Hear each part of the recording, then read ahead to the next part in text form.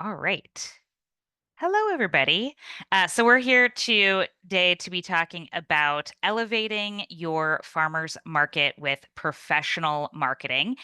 And don't worry, there will be plenty of time at the end for more like formal Q&A and everything. So we'll be able to do that. So whether we're doing it in Q&A or whether people are unmuting each other or whether I'm like allowing you to unmute or whatever, we will get it figured out and I will make sure to answer your questions. And I'll also have my info at the end. So if you think of something after the fact, you can reach out because I want to make sure that you feel comfortable and confident with everything that we cover today. So let's dive in. And also, let's see. Okay. Here we go. So, a little bit about Taste the Local Difference. So, we are a local food marketing agency specializing in effective strategies for agriculture, food, and beverage producers. And we believe in uplifting these purpose-driven and passionate entrepreneurs to tell their stories, find loyal customers, and build successful, well-connected businesses.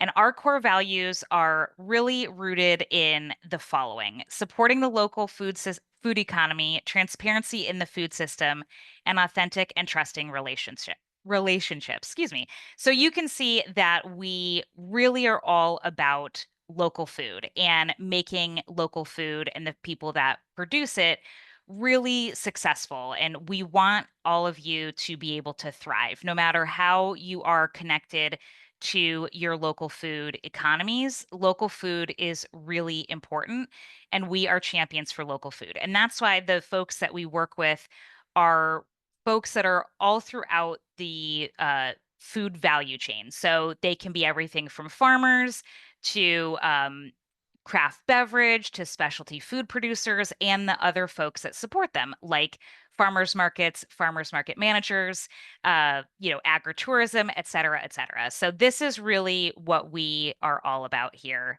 at TLD. I'll actually turn my little talking head on so you can see my face because there I am. This is me. So I'm Erica Tebbins. I'm our director of impact here.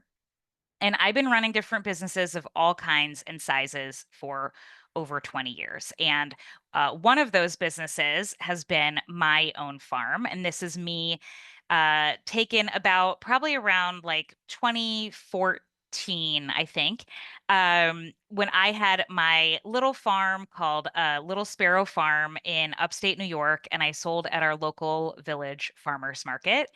And I never thought that I would be in the world of food systems. But I ended up actually working for a very large vegetable farm in upstate New York as just like weekend market help.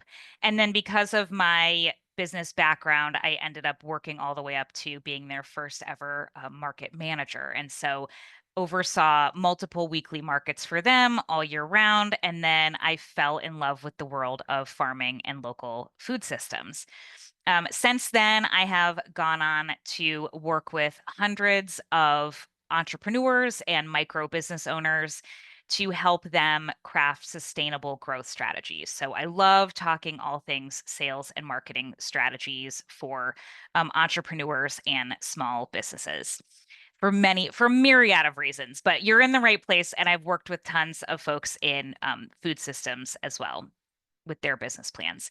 And I'm also, well, as I already mentioned, former farmer, but I also kept bees. I'm a big food access advocate, and I am a local food enthusiast.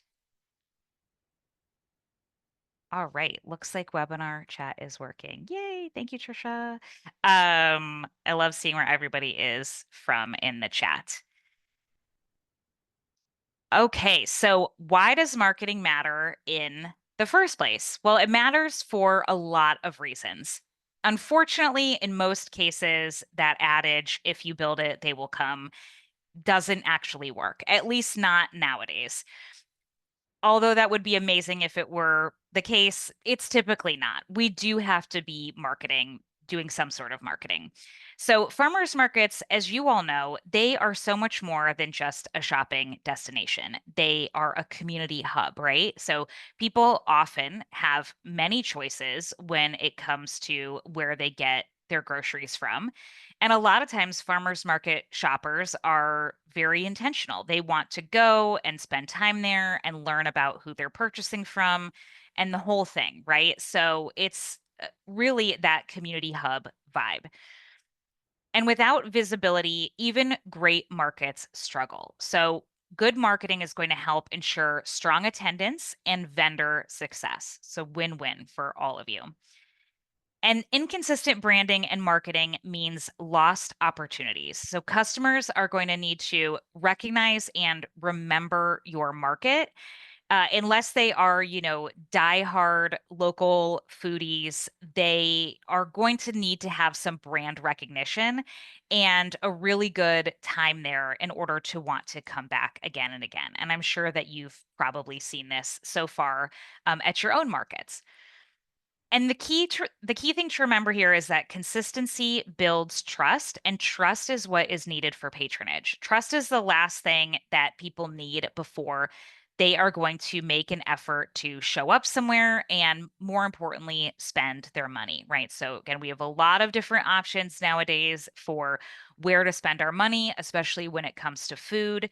And so people need to trust that it's worth it to make that trip to the market and to spend a little extra time shopping there and to perhaps sometimes pay a little bit more for higher quality local food. But often we see that there are a lot of key marketing challenges for market managers, right? So the people who are running your market or who are doing the marketing for your market, a lot of times, they could be underpaid or unpaid volunteers, interns, somebody who is wearing a lot of hats, right? These are things we hear all the time from the farmers markets that we work with, both as clients and the folks that we talk to. And typically, what we see is that they say, they don't have enough time to focus on marketing. They're not promoting themselves or the market effectively. So they feel like what they are doing should be good enough. But unfortunately, sometimes it's not. And through no fault of their own, we'll get into that. And also struggling to keep social media and email consistent. Because again, we know you're wearing lots of hats. So, does anyone resonate with this? You feel free to tell me in the chat if you're nodding along, if you're like, yes, I feel exhausted thinking about it already. So let's dive into the power of branding and visual assets. Since I already spoke about how that consistency breeds trust, let's talk about a little bit more and give some examples here. So a lot of times you think about branding and people think of a logo, right? So we think of the Nike swoosh, we think of the Starbucks mermaid, any of those things that are really iconic, right? Whether or not you're a patron of those businesses, they're really, really iconic. But it's so much more than just a logo, it's the overall identity of the market. And a cohesive brand is really going to build that trust, increase recognition, and make your market feel professional and well organized. So, if you think about it, you think about with things like logos, fonts, colors, and I'm going to show you some examples here in a minute.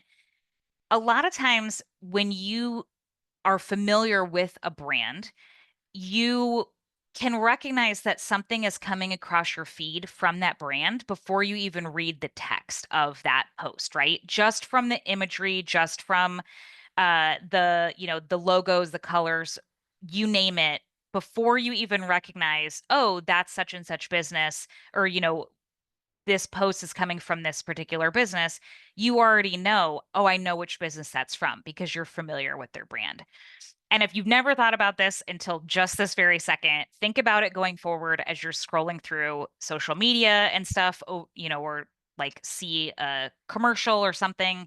Uh, Notice how your brain realizes what it's going to be from before you even have actually paid close attention to the post or the ad.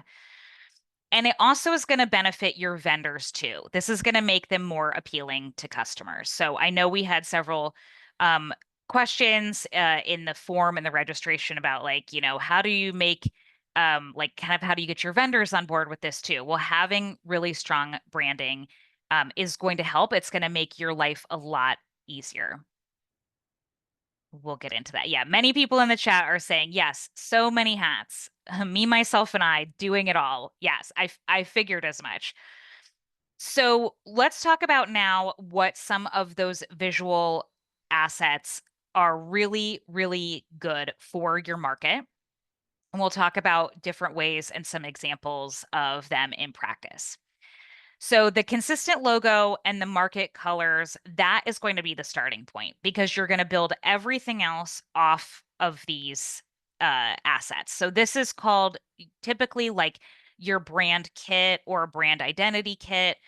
And it's going to be a document that your designers create for you. So this is something that we do for folks is we create this and then we show you how to use it and you have it. And from there, you can use it to make all of your other imagery. So that would be things like professional signage. So all of your entrance signs, vendor booth signs, directional signs, if you have an info booth or like food demo booths, other types of things like that where you need that those various signs like the sandwich board signs that you probably put out right before your market, lawn signage, if you have any of those. Once you have that brand kit, making all of this is going to be so much easier, whether you're doing it or you're also having professionals do it for you. You can also then use it for all of your social media and your website. So, very important that on your website you have that really good, high quality logo, that you have all of your fonts are cohesive and that they are part of that brand identity. And then this is where you can start to use tools like Canva to make your own graphics for social media. So you can have everything look very streamlined and very cohesive all together. So again, you start to get that brand recognition. And similarly with email templates, so going to have a nice branded newsletter template, things to go out to your vendors, all sorts of things that again just make you easily recognizable across the board, no matter who is engaging with your brand, with your market, people will know it's from you. And it lends a lot of legitimacy to it as well. Because, sometimes, again, if people are deciding, do I drive 20 minutes out of my way to go to this market? Will it be worth it versus driving, 5 minutes up the road to the grocery store? So I'm going to give you some examples sprinkled throughout so you can see this in action. This is the From the Ground Farmers Market Collective in the Upper Peninsula of Michigan. And what we did is we did their website, we did design and a logo redesign for them. And why we did it is that we wanted to consolidate all of their market information into one really easy to use digital home and to be able to solidify and communicate that strong, cohesive brand identity. So, very much of what I was just talking about. So, making that logo, making that brand identity, and then translating that over to a website that is easy to use for folks. And of course, when a website is easier to use, when people are looking for market information, when they're looking for any of those things, it's a better user experience on your website is going to make them feel more trusting of wanting to come to the actual market. This is another one. This is the Ypsilanti Farmers Market, which is actually the farmers market that is closest to where I live. I love this market. And we have done, we're actually doing a really large project with them that's very exciting. They wrote us into a farmers market promotion program grant. And so over the course of the next few years, we get to help them promote their market and also the fact that the market is changing locations. So really, really important, even though this market is a very established market locally, is we need to help them get the word out. They've hired us to help them get the word out that, hey, like we know you love the market, but we're in a different spot. So make sure that you know that we're in the different spot. And we also want to make sure that people who've never been to the market know about the market and know why they should come to the market. So we've already started working on this with them, and we are giving them a marketing plan so that the folks that do the marketing there, that wear like a lot of hats, will know what to focus on, where to focus, what type of info to put out, all of those things. And same thing so that covers both the social media and the email. And along with that comes templates as well. You'll see we have a website here. You see a version of that. We're also doing some blog posts, press releases, all sorts of stuff, and a lot of design. And what's really cool, and I actually set this aside, I know it's hard to see with my little talking head here, but this little postcard, because I live in the area, I've actually been receiving some of the really great marketing material that our marketing team has been designing. And it's really cool to know that, oh yeah, it tastes a local difference. Like my coworkers are making these things, but I'm getting them, and even I'm like, wow, this is fantastic. I'm not surprised. I know our team is amazing, but it still feels really cool to be on the receiving end of really good marketing, and I can see how cohesive it is to the full brand that we've been talking about here. Liz in the chat says, "Oh yeah, Market has did the same thing as Ipsy, been established for 16 years and moved last year." Yeah. So, this is a great thing to keep in mind. If you are having changes with your market, a lot of times it is not enough just to put out a few posts and hope that that will be enough, right? Sometimes you really need to do a bit more publicity, especially if you've been well established and people are expecting you to be in a particular place.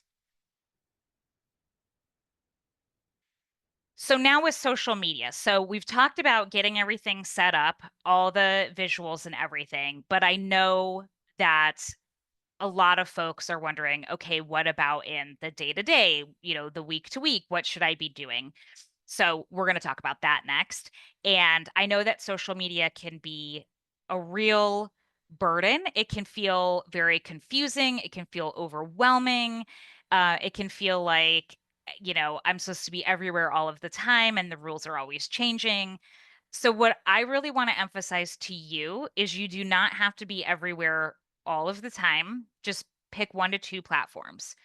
Typically, we find that Facebook and Instagram are most effective, but your community might be different. So you can do a little bit of research and see. Maybe you have some different demographics where people really love TikTok, right? And maybe it would make sense to spend a little time on TikTok instead of something else or in addition to what you are already doing.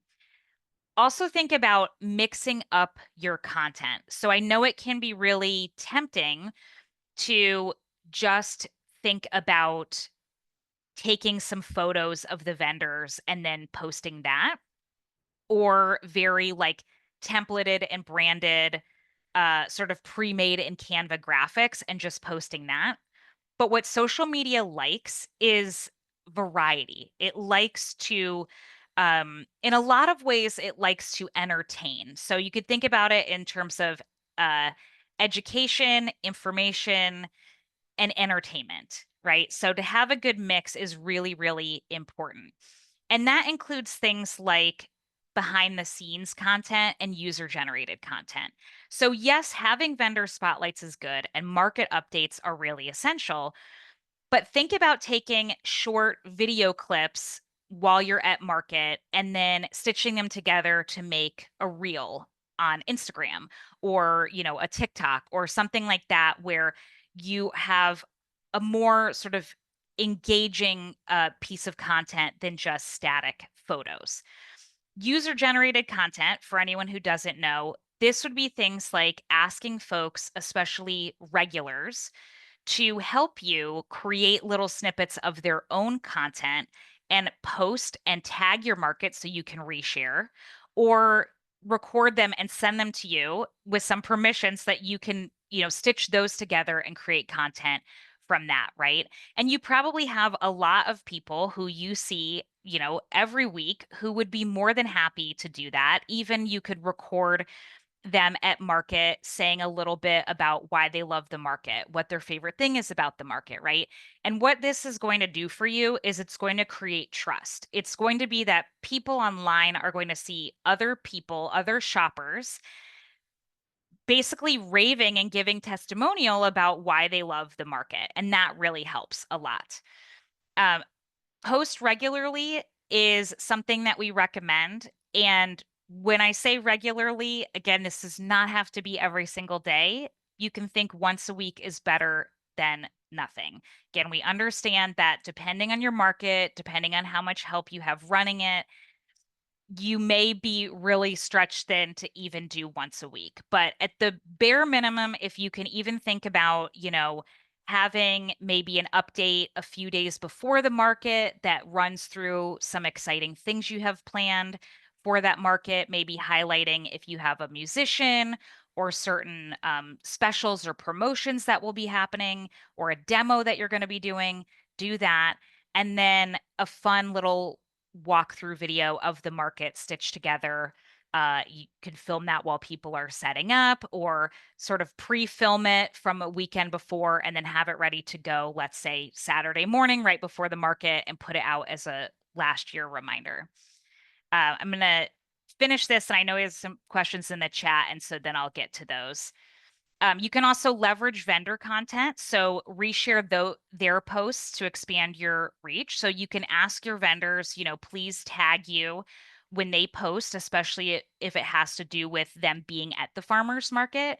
And that way it will show up for you and you can easily reshare it. And then be sure that whatever you're sharing on your feed, also share it to your stories. So the stories will typically last about 24 hours. So they're definitely more temporary than the feed, but there are a lot of people who may only see what you post in stories versus what you post on the feed. And one thing I tell everyone is it always feels like you are doing more than what people are actually seeing. And so I know that this is aggravating. This is just kind of the lay of the land with social media. If you think about it, if you are on social media just as like a social media user, you probably are not seeing everything from every account that you follow, even if you want to be, right? So never assume that every single thing you post is being seen by every single thing who follows you. Just want to check the chat really quick. Do I recommend a standalone page, or is it better to run through chamber page that is already established? Have a standalone. Have a standalone, and then coordinate with whoever is running the chamber page to do some cross posting where if it has to do with the farmers market, you can, like on Instagram, you can invite a collaborator and it will allow you to tag in their account, and then it will pop up on both of your pages. But definitely have your own account, because if people will only be searching for the farmers market name.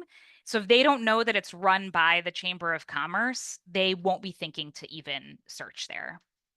Let's see. Barb says, found last year's videos that showed people, the market viewers call out their name in the content. We're very rural. Everyone is related. So I think them seeing their relatives helps with trust. That's a great example, Barb. Thank you for mentioning that. Yeah.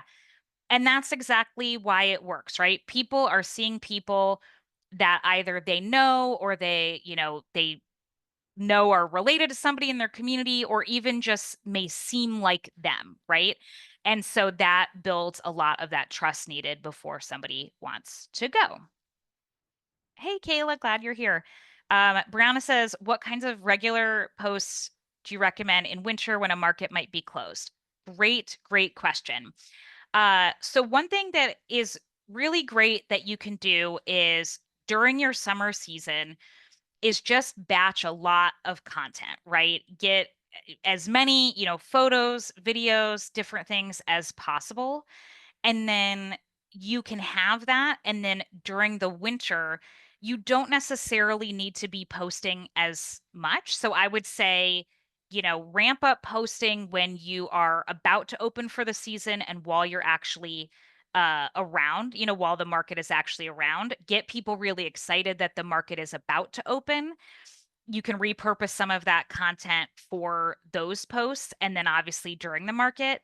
And then you can drop off a bit during the winter, but just keep that consistency and even reach out to some of your vendors who, ask them what they're doing. Ask them for some behind the scenes. People love to know what local food producers are doing. Like, especially people that are, not gardeners or don't keep bees or make jam or literally anything. They love to see it. They're so curious about it. So ask your vendors, tell them, what are you doing during that time?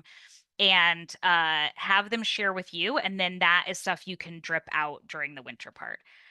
Brett, hi Brett. I'm so glad you're here. Um, Brett says you can also post education info during the winter.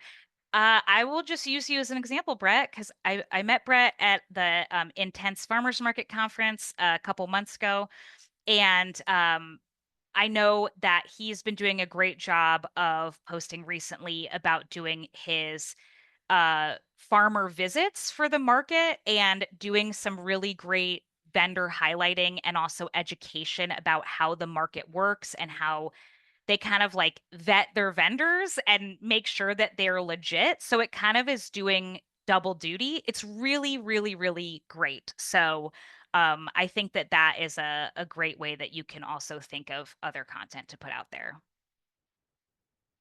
Email marketing. So this, I was actually presenting at the Intense conference on email marketing. And shortly before, for the Michigan Farmers Market Association, I also talked a bit about email marketing as well. We here at TLD are big, big, big believers in email marketing because email marketing has a higher return on investment than social media marketing, if you can believe it. I know social media gets all the love and all the limelight, but email marketing, when done well, is actually better for you. It can get you better results. And that's because it's a direct way to communicate with your shoppers and your vendors, and it has higher engagement rates. So the people who sign up, they want to hear from you. Also, you're not burdened with an algorithm in email marketing. So you don't have to worry, like social media, which changes up how it works periodically. Email marketing doesn't have that. So if somebody's signing up for your emails, yes, of course, sometimes things go to spam or they go to a promotions folder, but, generally speaking, people are going to get your emails. So thinking about what you can send, weekly or biweekly newsletters with market updates. So depending on your market frequency, try to time out newsletters with that frequency. So if you have a weekly market, try to send a weekly newsletter a few days in advance, letting people know what they can expect to see. But if you have a biweekly one, and weekly emails feels like too much, then just move to a biweekly schedule. Totally fine. You can highlight vendors. You can introduce any new vendors. You can feature longtime vendors, share a little blurb about them, about their story, link to any of their marketing content, any like specials or promotions that they might be doing at the upcoming market. You can feel free to feature that. You can do event promotions and seasonal recipes featuring market products and really so much more. There's all sorts of stuff you can do. And some of our suggestions are using an email tool like a MailChimp, Constant Contact, or Sender. There's a lot of them out there. And use a business email for legitimacy. So if you can, instead of like farmers market name at gmail.com, use like info at farmersmarketname.com, whatever your URL is in there. So hopefully, again, I know different markets are run different ways and have different parameters and things like that. But if you can, it's really great to have that more formalized business email. And also set up some templates in advance, right? Or have somebody like us here at TLD set up templates for you, and we can even set up the whole thing with automations and all sorts of stuff to make your life so much easier and to take so much off your marketing plate and get it all set up for you and show you how to use it so it's ready to rock for you. Let me just check some comments in the chat before I move on. Um, Oh no, Meta. Yeah, Meta's changing. I know. We run into this. I talk to people all the time who are like, "Oh, suddenly now my Facebook and my Instagram for the farmers market were connected, but now going one way they are and one way they aren't, so I can't just like post on one and have it go to both and I can't figure it out." Like it yeah, it can definitely get really, really frustrating for sure. Liz is asking, would you email different material that is posted on Facebook? I feel like it covers similar material.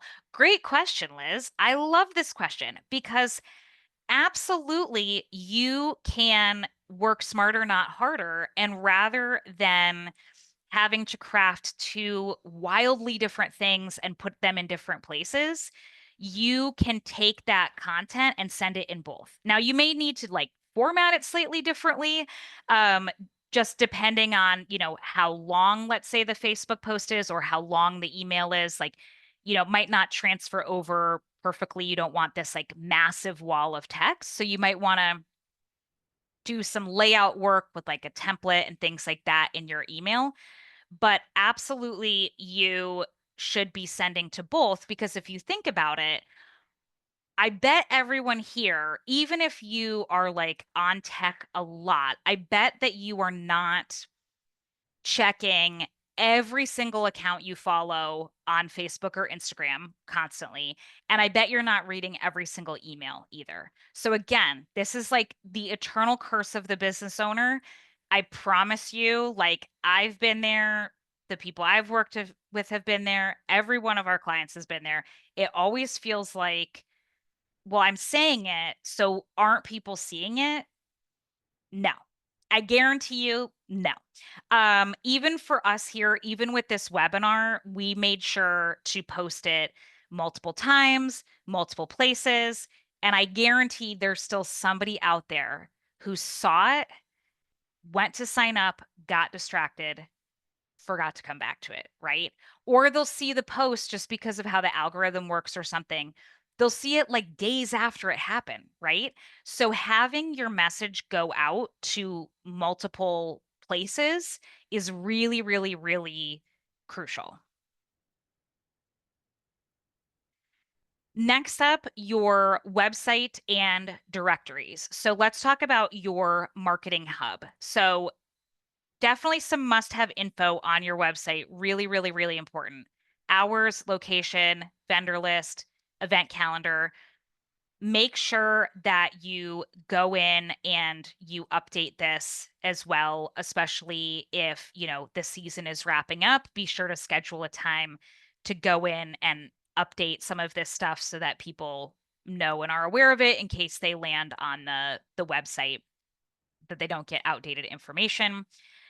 You can also put in any like food assistance and payment options, parking and accessibility information. That is really, really helpful to have because, somebody doesn't want to necessarily get there and then run into obstacles, right? That they would have loved to know ahead of time. Also, just like you're probably encouraged if you take Snap or other food currencies at your market to publicize that in person, be sure that you are doing that digitally as well, because you can bring in a lot of other folks to your market if they know in advance that they can use different benefit options and payment options there as well. Especially if people don't know, if they assume that everything is cash only and you let them know, like, we have tokens, it's fine. You can, pay with card, you can get tokens at the market booth, or a lot of vendors take cards. Any of those things, really helpful. If you don't have a Google business listing, Please do. It is free. It's so helpful. It's so handy. When people are searching, if as long as you're intentional about how you set it up, it will come up in local search. So, if somebody types in farmers markets near me, you definitely want that to be coming up. And again, check on those seasonal hours. And then, if people are leaving you reviews, be sure to respond there as well and thank people for their nice reviews. And then also check out your local food directory listings. So we host the one for Michigan on our localdifference.org site. And we also have licensees, amazing licensees, currently in 3 other states through Abundant Montana, Farm Fresh Atlas in Wisconsin, and the Texas Center for Local Food. So if you are in any of those places, by all means, go ahead and, see about getting on to their directories, or if you have other food directories near you, check on that as well. And then again, I know I already mentioned this, but keep everything updated. So even if you have a couple of different times throughout the year, like transitory times between market seasons, make sure that somebody is on top of it and it's scheduled to go in and make changes, so that you don't get disappointed people showing up somewhere where they think the market is going to be and then it is not there. Um, Barb says, does Google listing want a permanent street address? Uh, I can't remember, but I believe like if you have somebody that is the main, like it definitely will send this confirmation postcard to an address so that you can confirm that you're like legit, that it's not just like a spam bot trying to set up different accounts. So you will need an address for that to come through. But that could be like if you're run by a downtown district authority or a chamber of commerce or something, you may be able to send it to somebody through them. But yeah, I'm not sure about I think if it's like if you put like temporary or something, it may allow you to do it without that permanent street address. And then to make changes in the Google business listing, it's usually in the, I forget the specific URL, but it's like the Google business profile for your, for all of like your Google business stuff. And then next up, optimizing your vendor booths. So we've talked digital, now we're talking about in-person marketing. I'm sure you're all well aware that customers are drawn to well-presented booths and that first impressions matter, and that a professional looking booth equals higher sales. And it's going to help your vendors, helping your vendors succeed means a stronger overall market. And I know some folks had put in, how do we gently tell some vendors, that they got to up their game? Don't worry, I'm going to give you some recommendations on ways that good marketing assets can help them both get more traffic to you, but also we have a free resource that you're welcome to share with them. We encourage it. I'll share it at the end. And that way it'll add a little softer touch and you can sort of recommend some of these things to them without it seeming too heavy-handed. But some elements of an optimized booth, three that are really important are signage. So, surprising nobody who's been listening to me talk about, visual branding and visual identity for the market as a whole, same thing goes for all of your vendors. So having clear professional pricing and product descriptions, really important. We know that not every single farmer or food vendor is going to be able to invest in branding right out the gate. But having some really good, clear signage, making sure that items have prices on them, that especially if they have different varieties of things, that things are clearly described as to what they are, especially for people who may be less familiar with certain products. But if they can do branded signage, all the better. It will really up their game so much. It will do for them what it does for you, and that it will build trust and legitimacy and professionalism, and people will feel, you know, they'll feel good about spending their money with that legitimate business because they are a legitimate business. Also, in terms of layout and display, having that neat, open, and inviting setup that draws customers in is really, really great. So making sure that there's good flow and good movement through the space, if it's, under a tent, making sure that there's no like sort of bottleneck places and things like that. Um, this is one of those things that especially if you have vendors at market who have figured out a really good flow, you can, maybe use them as an example of why their setup is working so well. And in the guide, I'm going to show you, we have some examples for um, good table layout. And then also, it's really, really important to remind vendors to not have everything on one single level. So having things and at least two levels makes it easier for people to browse, especially as they're walking by. Because I'm sure you know what happens. Like in this picture here, this woman is standing up against the table. And if there were if this is the only level that is there, if there are multiple people standing there, their bodies are going to block all that beautiful product. So anyone walking in the aisles is probably going to have a hard time seeing that product if there's not at least a secondary level of elevation where things are a bit more at like eye level to be able to see. So that is really important. Another thing on that note is with signage, always best to have, if there's a banner sign, kind of like that picture of me at my uh, farmer's market booth, have the sign behind you instead of down in front of the table. Because similarly, once customers are there, it's going to block it. And so if you're getting, if you're spending the time and the money to get that banner made, make sure it's up somewhere where people can see it consistently. And then also engagement and other marketing, right? So being engaging when people come into your space, saying hello, talking to them, remembering that you're not bothering them by engaging with them. A lot of these shoppers, they want to know the people who are growing their food. They want to know your story. They want to know what makes you unique. So really encouraging that, rather than just sort of passively sitting there scrolling on a phone, and just assuming that people will purchase if they're interested, right? No, we want to be engaging. And I know that different places have different rules around demos and what you're allowed to do or not. But if people are allowed to do them, it's a great idea as long as obviously people are following proper protocols and everything. But it can be a really great way to increase sales. And then also encouraging social media sharing and customer connection as well. So similarly, having them encourage their regulars to share on social media and tag them so they can share as well.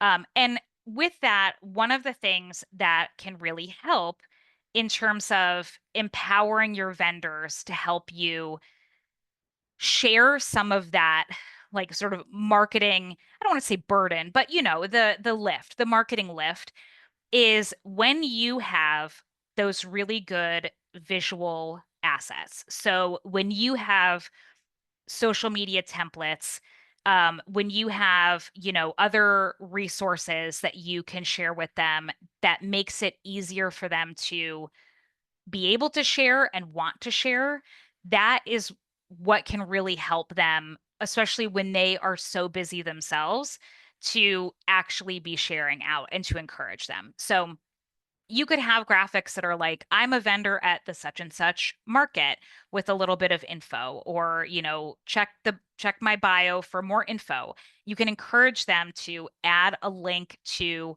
the farmers market website in their bio. And if you have a great farmers market website, then that's all the better, right? Having these things, having even some little like blurbs of text. So in the marketing world, like we call this copy, like sales copy or marketing copy, but it's really just a blurb of text that you can give them along with a graphic that says like, hey, as you're sending out your newsletters or you're posting on social media or doing both, if you could include this little snippet and this graphic in, we would really appreciate it, right? That is going to be so much more likely that they will share that when you give them everything they need to be able to do it and just tell them, hey, we've done it basically for you. If you can just like carry it over the last little mile of the journey for us, that would really help. Rather than saying, hey, we're doing all these great things. If you could figure out a way to talk about it, that would be great because then they have to come up with ideas and things on their own, and that is probably going to feel really overwhelming, right? So having these things already created is is going to be really helpful for them and encourage them. And you can also frame it as, look, if there are 50 of you and one market manager, like the market manager is going to do their part and do marketing. But if all 50 vendors here are also marketing to come to the market, think of how much more business that is going to be for everyone, right? It's like that rising tide lifts all ships mentality. So I think if you reframe it to them that way and give them the tools to do it, they'll be so much more likely and you will see the results. And Beth says, this season I'm offering to make laminated signage with products and pricing for all my vendors um, that would like that service free of charge. That's amazing. That is really awesome, Beth. That's fantastic. And then we're at the end here. I'm going to give you a free resource. I'll put it in the chat and then as well, but it will have a QR code you can scan. But I just want to take a second to give you a little bit of overview of how we can support both your market and your vendors. So we can do full like marketing campaign strategy, custom branding and marketing packages for markets, email strategy with templates and or management. We can do help you with your social media. We can audit it and give you a custom strategy. We can give you a snazzy new website. We can set that all up for you.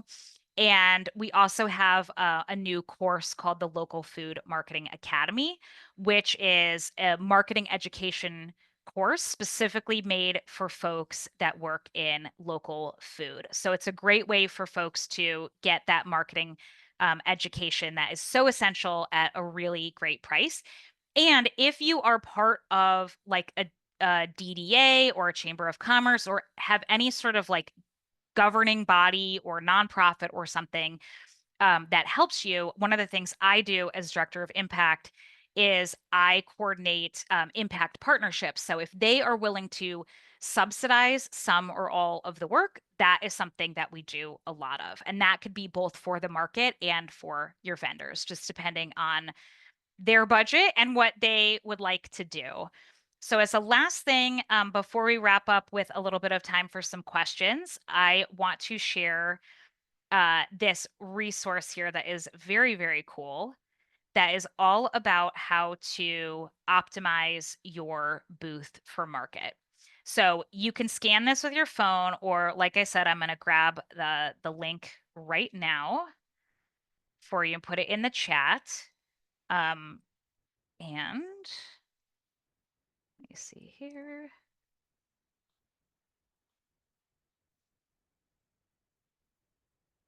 Okay.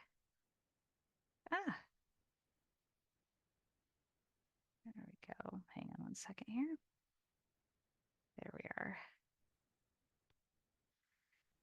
You can have that for yourselves. And then we also encourage if you send out that direct link to your vendors as well. So if you have a newsletter or just an email chain that you send to them, uh, we highly encourage it.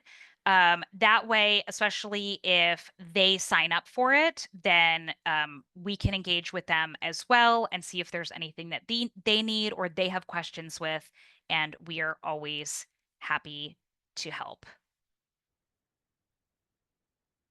We have more info and resources and all sorts of good things. You can see examples of other things that we've done all at localfoodmarketing.com.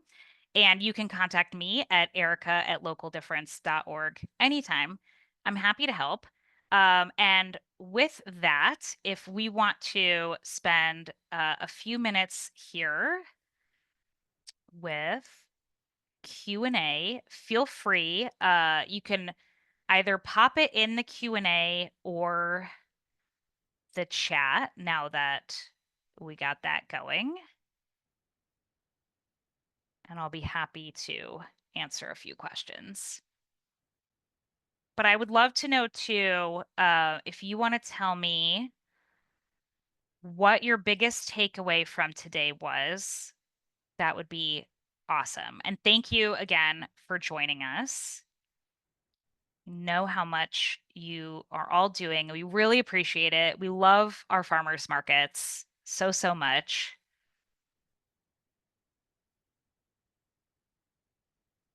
Let me see.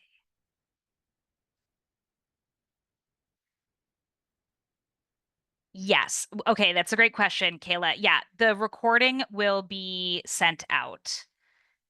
It will be sent out tomorrow, Thursday. Yep.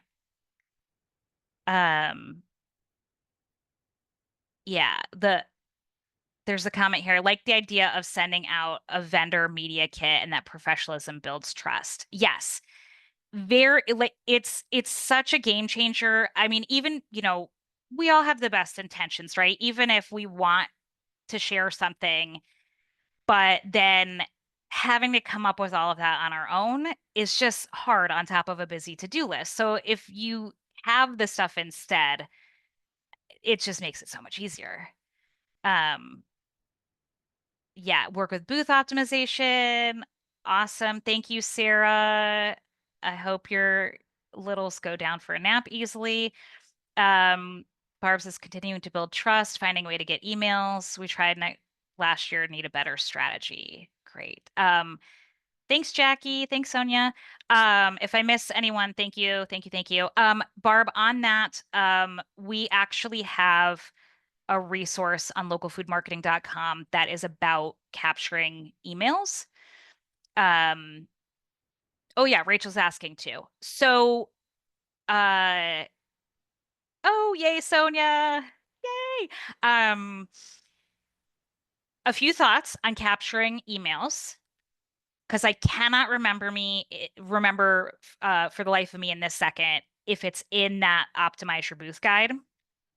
However, um, what you can do is if you have a market info table and like entry points, exit points, key other like places in the market where maybe people are like lining up.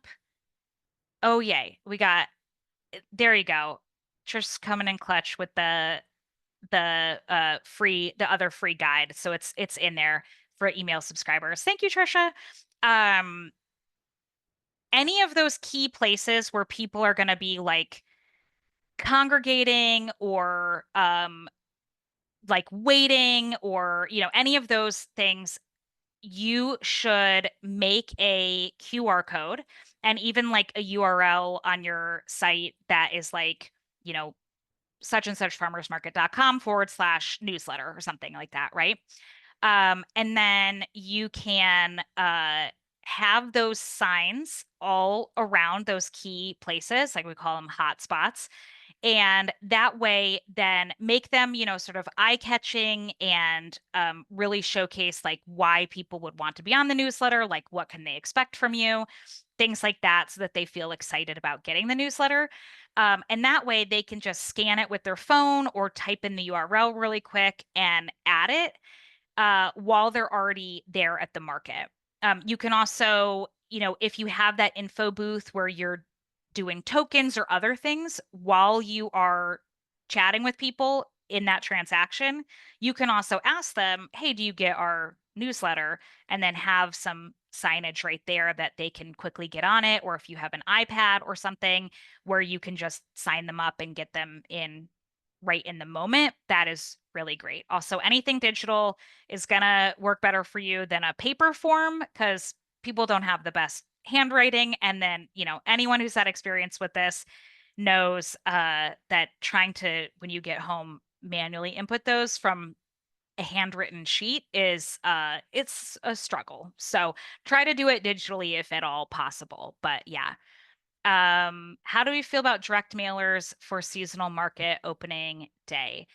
They can be awesome. Actually, our marketing director and I were just looking into this for a separate project, a big project that we're working on in the Detroit area. And like USPS has this whole little calculator and everything. And I would just say that a good idea is to really think about your design and make sure, what you want to communicate and everything, that it's just very like clear, it's compelling, that you're sending it to the right like target area, all of that stuff, just so that you don't overspend, right? So you can maximize what you're investing in and get a really good ROI. But yeah, and that's one of those things that um depending on where you live can be really helpful. And one thing that's I know you're not probably going to be able to see it very well here. Um this card that I showed earlier, it actually has like 6 key market dates at the bottom. Uh, and it says like special events. It has branding on the bottom here as well. It has logos and stuff. But what's nice about this is if you did something like this or like worked with us to do something like this, uh you could actually like somebody could, stick this to their fridge or their bulletin board and then have that list of the like key market dates handy, ready to go. So that would be a suggestion. But yeah. All right, everyone. Yeah, you're so welcome. Like I said, if you think of anything else, just reach out. We're here. This is what we do. We love to help. Thank you all for your time and hanging in there for the little tech glitch at the beginning. But yeah, we'll send out the recording and hope you have a great day. Bye, everybody.